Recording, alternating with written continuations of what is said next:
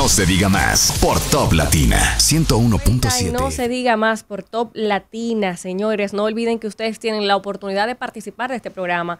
También vía telefónica y vía WhatsApp a través del 809-542-1017. Escríbanos sus mensajes, comenten las noticias por esta vía, 809-542-1017. Máximo, ¿qué nos dicen las auditorías más recientes? A falta de la Cámara de Cuentas, a falta de este órgano tan importante, llegan el señor Félix Santana, quien es el Contralor General de la República, y se despacha con 19 informes de auditorías correspondientes a esta gestión gubernamental.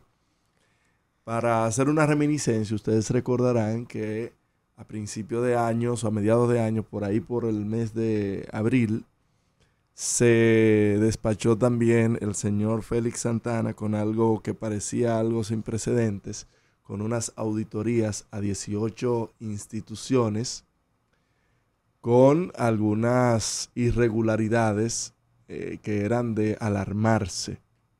Sin embargo, las instituciones que tienen que velar por el buen funcionamiento de la cosa pública, incluyendo ética gubernamental que dirige nuestra queridísima Milagros Ortiz Bosch, dijo que aquellas faltas en aquel momento eran faltas leves y otros funcionarios dijeron que eran subsanables, que ahora todo es faltas leves y subsanables. En el día de ayer, Félix Santana, por instrucciones del presidente Abinader, bueno, pues colgó en la página de la Contraloría General de la República auditorías correspondientes a las siguientes instituciones: el CESTUR, el Consejo de la Niñez, CONANI, el CEA, la Dirección de Desarrollo Fronterizo, Contabilidad Gubernamental y la Fuerza Aérea de la República, INAVIE,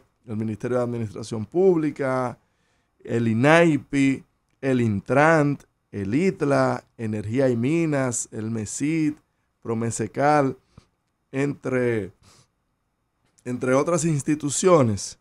Y yo les voy a decir, por ejemplo, algunas de los temas que han sobresalido de estas auditorías. Por ejemplo, hay incongruencias en las nóminas y bienes sin registrar entre los fallos hallados en el Ministerio de Administración Pública.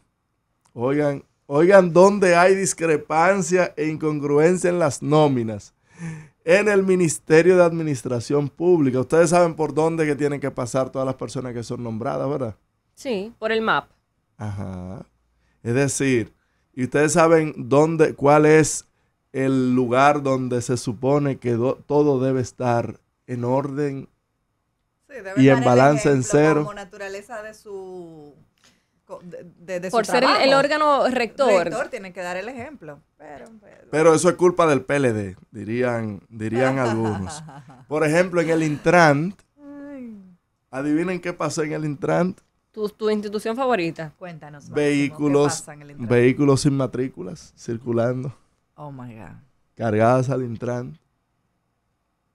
Una faltica leve, una cosita. Hay que destacar, Máximo, que acuérdate que la Contraloría es interno. Ajá. O sea que esto realmente hay que poner en contexto que son evaluaciones que se deben subsanar, porque es control interno. Sí, claro. Pero estamos señalando irregularidades que son realidades. Faltas leves. No, yo no estoy diciendo que son faltas, pero sí subsanables. Mira, porque lo son. Yo lo son que parte espero del es control interno. que después de estas fallas que se han detectado, sí, fallas, ¿Cómo errores, tú quieres que lo llame? Errores. que en 6 meses, cuando la Contraloría vuelva, entonces no encuentren los mismos temas. ¿Por qué? Porque Claro. ahora mismo Sí, pero ¿dónde le está el están dando informe? una oportunidad para que subsanen. ¿Y dónde está el informe de los anteriores? Hay que ¿Dónde está el preguntar. informe de así Esa es como una buena declaramos pregunta. que en las auditorías hubo tal tema, tal institución tuvo tal irregularidad, le dimos un plazo de 15 días y cumplieron? Eso es lo que debe pasar. Pero eso no ha pasado. Eso es lo que debe pasar. ¿Cuál es el plazo? Hace 4 meses del último tema, inclusive ahí estuvo hasta el Ministerio de la Presidencia de José Ignacio Paliza con unas incongruencias ahí. Por ejemplo, Promesecal presentó una diferencia, escuchen bien, de 138 millones al conciliar sus activos fijos. Una diferencia, hay 138 millones de pesos. ¿Qué es eso? Eso no es tema. Pero eso es dinero. Eso es dinero. No, pero eso no es tema. 138 millones de pesos. Eso no. Por ejemplo, Conani no depositó en tesorería las donaciones que recibió en los años 2020 y 2021. Mira, en el caso, del MAP, Máximo, en el caso del MAP, el ministro Darío Castillo respondió al Contralor de la República, explicando cuáles eran las iniciativas para subsanar los fallos.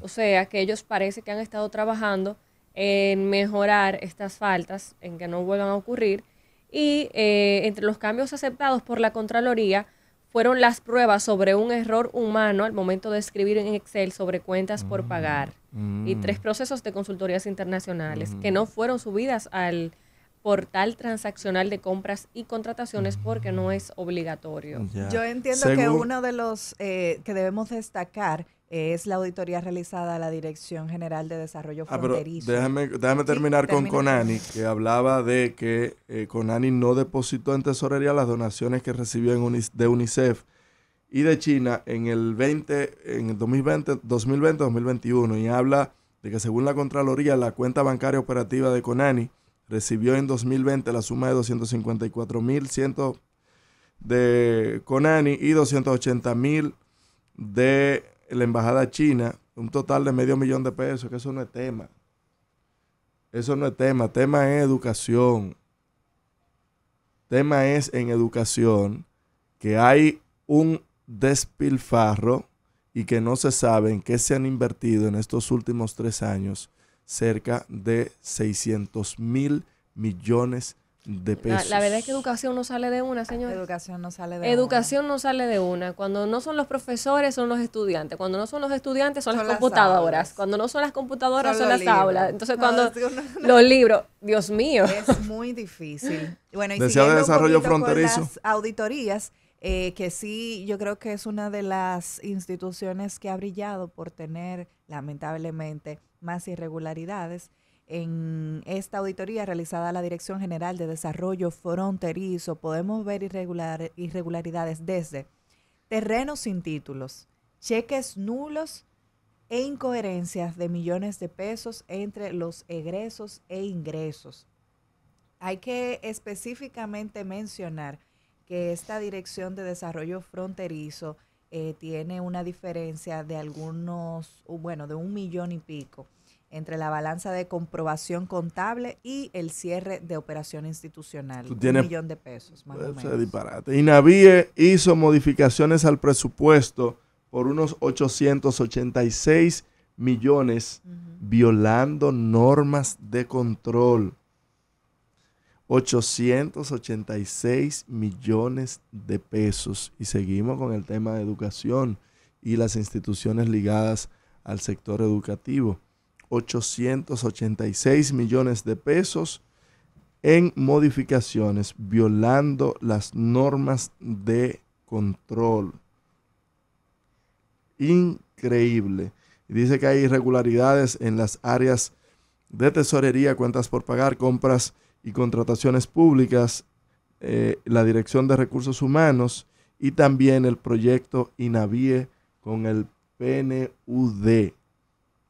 Pero eso son fallas leves, dirá ahorita Milagros Ortiz Bosch. Mira, informaron específicamente, me gustaría rescatar algo que dijo el Contralor, y es que estas auditorías se publican para potenciar el régimen de transparencia en la gestión pública. Pero sin consecuencias. De modo que la sociedad pueda conocer, evaluar y ponderar y ejercer su rol de ciudadanía frente a los funcionarios que administran la cosa pública. Pero sin consecuencias.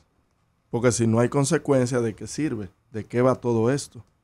Bueno, Máximo, yo entiendo que como se está haciendo esto para ser transparente es porque se está dando toda la información de manera pública para que los organismos que deben, por ejemplo, el Ministerio Público, que deben perseguir los crímenes, lo hagan.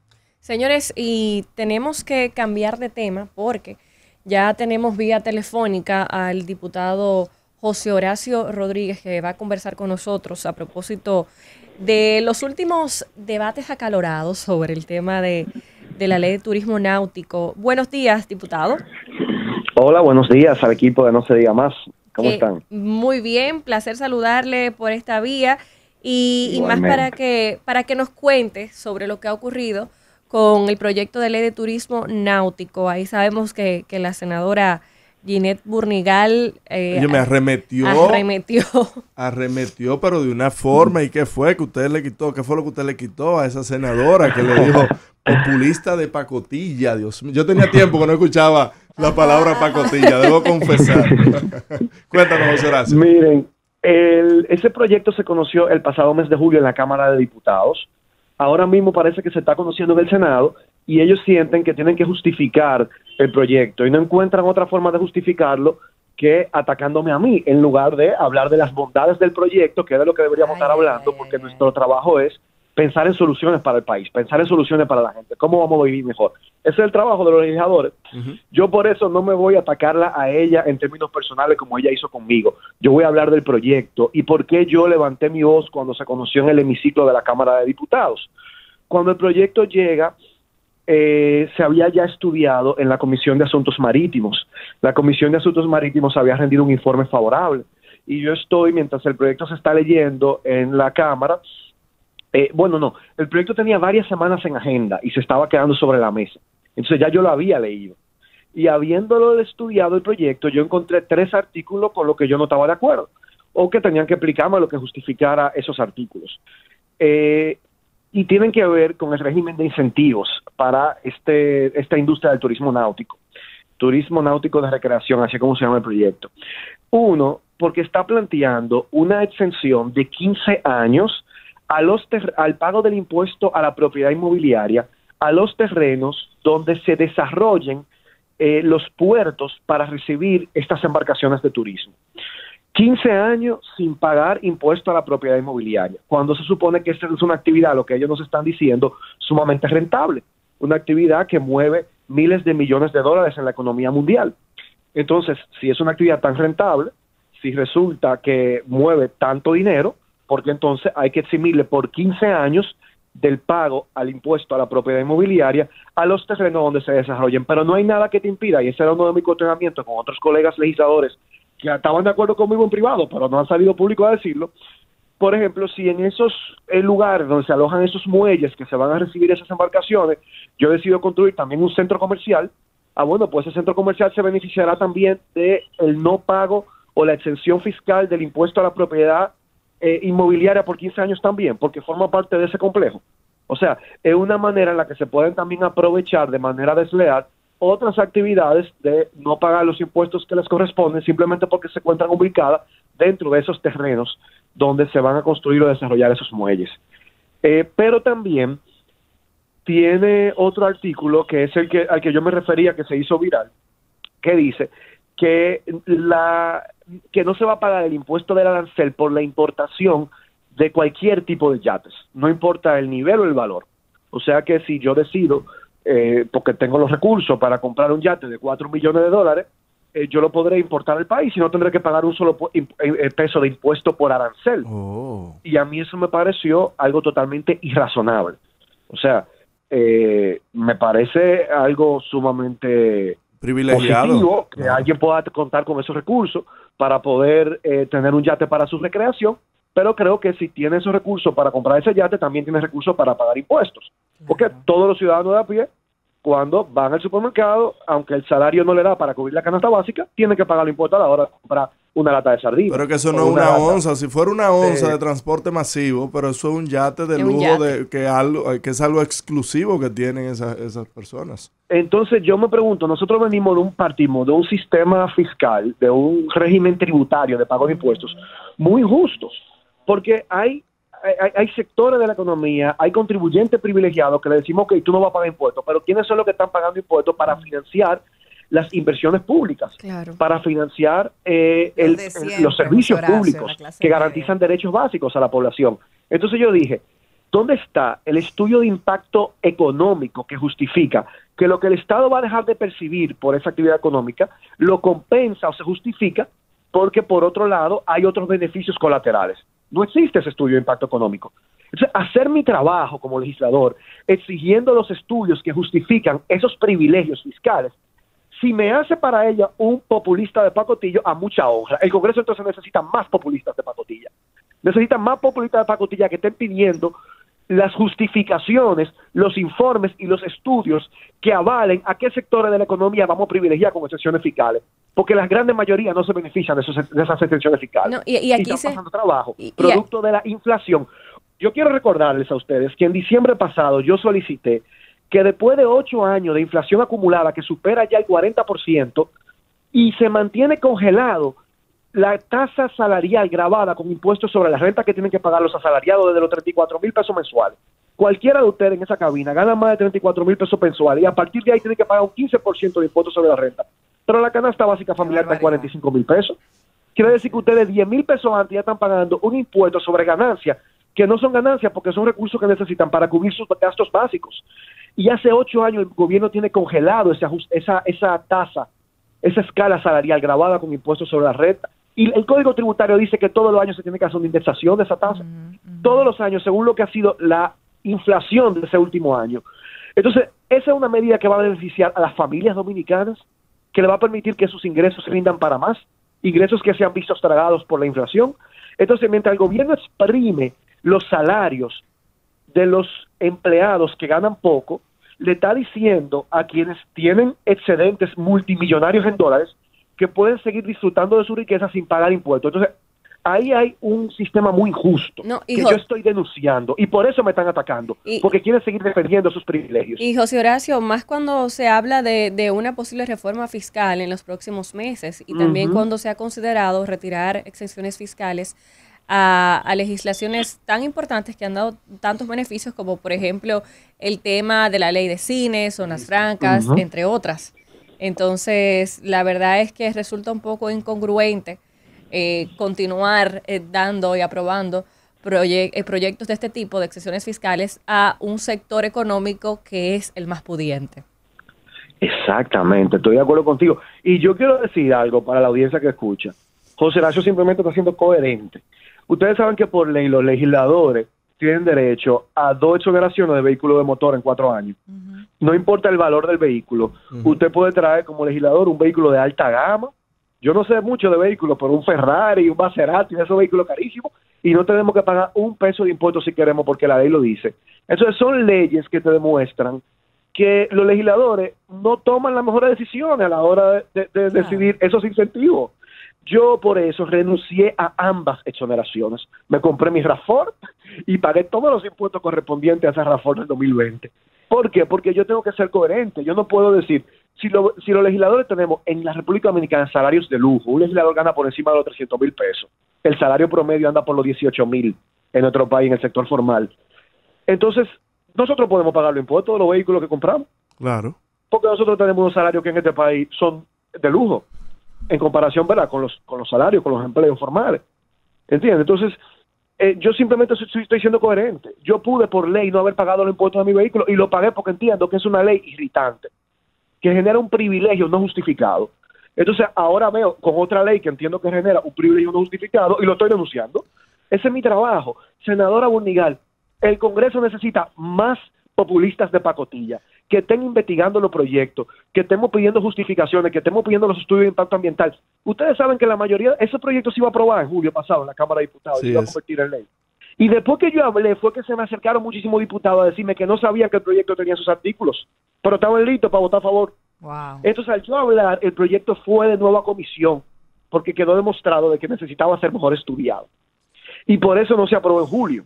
Entonces ellos están bravos conmigo, porque este es un proyecto de su autoría. Hay que ver quiénes son los de pacotilla. José Horacio.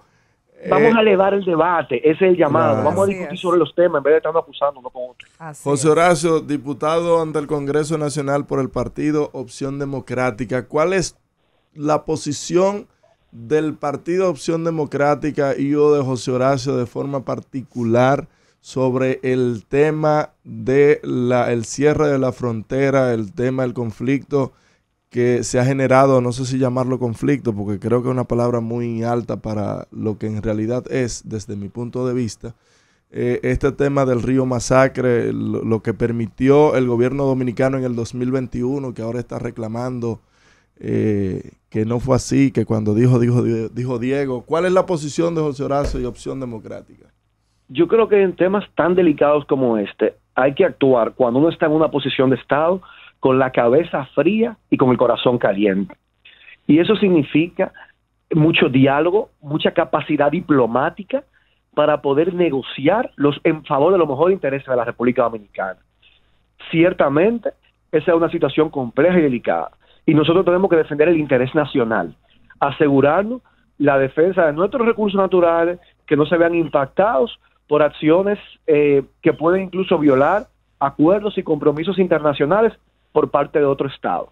Pero yo pienso que nosotros tenemos que mantener la cabeza fría y desde el Estado, los tomadores de decisiones. ¿Cómo vamos a negociar e impulsar por todas las vías diplomáticas correspondientes esa defensa del interés nacional? Esa defensa, en este caso, de un recurso natural y vital tan importante como nosotros como país, como lo es el agua. Y eso es innegociable, o sea, esa disposición del gobierno de defender el interés nacional. ¿Estás de acuerdo con el cierre de la frontera? De las fronteras que se anunciaría hoy. Yo pienso que eso hay que analizarlo también en términos de el costo-beneficio de una decisión como esa. Ese es un mercado que genera millones de dólares y que puede significar un sacrificio no solamente para los haitianos, que a ver, en situaciones como esta, algunas de las medidas diplomáticas que se pueden tomar son sanciones que les afecten para que ellos entiendan que a nosotros nos está afectando la decisión que ellos están tomando respecto al desviar el curso del río Masacre. Pero nosotros tenemos también que ver que eso no nos perjudica a nosotros como país, la decisión que tomemos. Porque nosotros por querer presionar al país vecino, no vamos nosotros tampoco a sacrificarnos nosotros. Y yo pienso que eso tiene que analizarse y ponderarse con cuidado. Que la medida que tomemos no significa un daño mayor para el país. A eso me refiero. Yo creo que hay medidas de presión que se pueden establecer, pero nosotros estamos en una situación ciertamente delicada, porque Haití es un país con el que tú no tienes un interlocutor con quien negociar, porque el Estado haitiano no tiene capacidad para controlar o decidir sobre esa situación que se está dando de la desviación de las aguas de ese río. Entonces, la verdad que ciertamente es complejo. ¿Quiénes están detrás de eso? Lo que ha trascendido es que no es el Estado haitiano, que son grupos privados. Entonces, ¿cómo una medida que quizá no los perjudica directamente a esos grupos no va a servir para disuadirlos de continuar el curso de esa obra? Entonces, yo creo que todos los canales diplomáticos tienen que estar activos en este momento y hay que defender el interés nacional para evitar que se materialice esa obra. Pero evidentemente hay un discurso un poco incoherente de parte del gobierno. En 2021 ellos parecen haber adoptado una decisión en la que entendía que eso no afectaba esa obra a la República Dominicana. Ahora resulta que sí, ahora que estamos tan cerca de la campaña electoral. Es inevitable cuestionarnos. Bueno, resulta que quizá esto es una estrategia para ganar respaldo en un momento en que el gobierno se siente que lo necesita. Voy a votar por ti. Porque no cuenta con los votos para irse en primera vuelta. O sea, por eso es que digo que hace falta cabeza fría. Y no actuar simplemente en base a las emociones, sino ver bien qué es lo que está pasando, quiénes están detrás de esas acciones y cuáles son realmente la dimensión de las mismas y cómo afecta al país. José Horacio, y volviendo a la ley de turismo náutico, hemos hablado de los aspectos negativos, entre los que están la pérdida de ingresos fiscales, el aumento de la desigualdad socioeconómica, el impacto ambiental que pueden tener también esto. Pero también dentro de los positivos podemos ver la inversión extranjera que puede llegar, que ha sido importantísimo en estos años, también la generación de empleos y el incremento de otros ingresos del sector del turismo. En una coyuntura en la que se pueda hacer modificaciones o revisar o bueno, cambiar esos artículos, ¿tú estarías abierto a continuar con esta ley modificando estas cosas que ya tú has mencionado? Claro que sí, te agradezco que me hagas la pregunta para poder tener la oportunidad de aclararlo. Claro que sí, yo he puesto, es una ley que tiene más de 50 artículos, ¿verdad? Yo la estudié en julio pasado, de memoria no me acuerdo, pero sí recuerdo claramente que solamente identifiqué 3 artículos que llamé que sean revisados.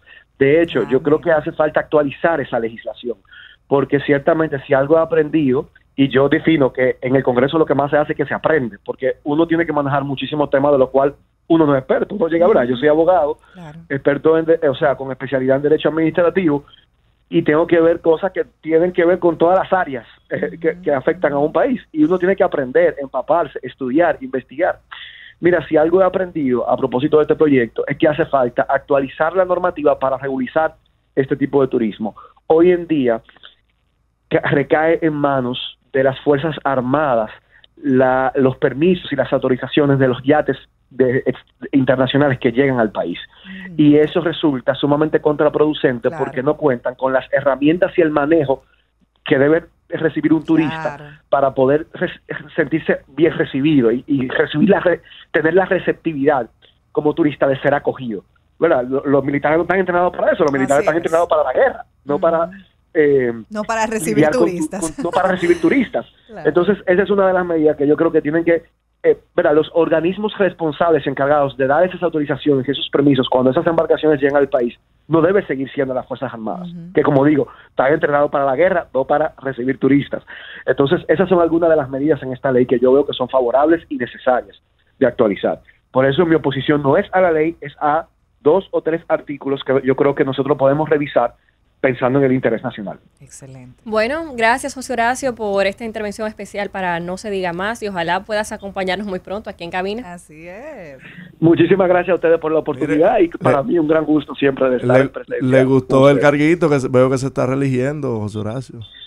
Bueno, yo creo que hay mucho trabajo por hacer y que nosotros hemos demostrado en estos años que sí puede hacer una diferencia quién es nuestra representación en el Congreso. Si tenemos a alguien que está ahí velando por los intereses nacionales, trabajando a tiempo completo y aportando también una voz que ahí no se escucha si nosotros no estaríamos ahí adentro. Así que no solamente me interesa seguir en el Congreso, gracias, sino multiplicar esa presencia de la buena política con más legisladores de Opción Democrática por las diferentes provincias del país a partir del 2024. Para eso estamos trabajando. Gracias, José Horacio. Muchas gracias, José Horacio. José Horacio Rodríguez con nosotros en No Se Diga Más. Volvemos en breve. No se diga más por Top Latina 101.7 FM.